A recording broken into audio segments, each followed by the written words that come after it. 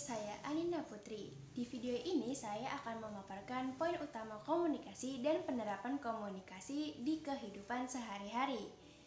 Manusia itu sebagai makhluk sosial yang tidak bisa lepas dari komunikasi, bukan?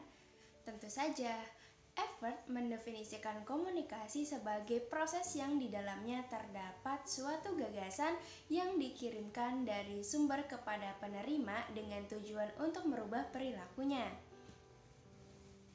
Suatu komunikasi tidak akan berlangsung tanpa didukungnya oleh sebuah unsur-unsur loh. Apa sih unsur-unsurnya? 1. Sumber. 2. Pesan. 3. Media. 4. Komunikator. 5. Komunikan. 6. Feedback. Adapun contoh unsur yang terkait dengan media. Di masa pandemi COVID-19 ini, tentunya komunikasi harus tetap berjalan, bukan? Komunikasi berperan penting dalam kemajuan teknologi. Adanya teknologi memudahkan melalui berbagai media dan analisa publik, salah satunya menggunakan sistem daring pada saat perkuliahan. Tipe-tipe komunikasi: komunikasi intrapribadi, komunikasi antarpribadi, komunikasi dalam kelompok, komunikasi organisasi, komunikasi dengan masyarakat secara luas. Hakikat dan konteks komunikasi.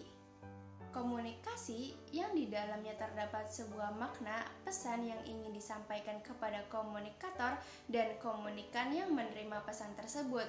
Komunikasi yang efektif apabila pesan diterima dan dimengerti sebagaimana maksud oleh pengirim pesan, kemudian ditindaklanjuti dengan sebuah perbuatan untuk menerima dan tidak ada hambatan untuk hal itu. Apa saja sih yang menjadi prinsip komunikasi? 1. Komunikasi adalah proses simbolik. 2. Tiap-tiap orang memiliki potensi komunikasi. 3. Komunikasi memiliki dimensi isi dan hubungan. 4. Komunikasi berlangsung dalam beragam tingkat kesenjangan. 5. Komunikasi berlangsung dalam konteks ruang dan waktu. Salah satu pentingnya menerapkan prinsip komunikasi pada suatu organisasi.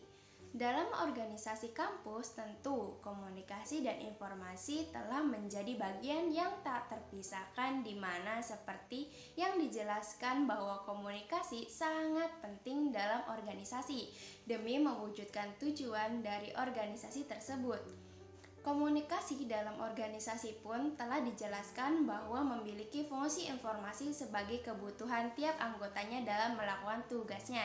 Selain itu, fungsi informasi juga sebagai bagian dari fungsi komunikasi organisasi sebagai pemberitahuan informasi kepada masyarakat sekitar. Kemudian, adapun model-model komunikasi.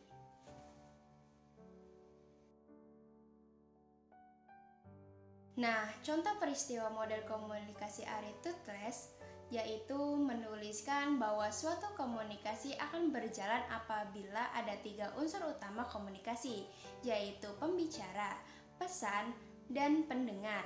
Contoh peristiwanya, seorang dosen yang menerangkan mata kuliahnya kepada mahasiswa baik melalui daring ataupun tatap muka. Seorang dosen ini bersifat minoritas yang akan diperhatikan banyak orang, yaitu mahasiswa. Sifat minoritas inilah yang membuatnya menjadi pusat perhatian mahasiswa. Sifat minoritas ini dalam hal jumlahnya, sedangkan untuk bicaranya bersifat cenderung mayoritas atau lebih banyak berbicara daripada yang lainnya.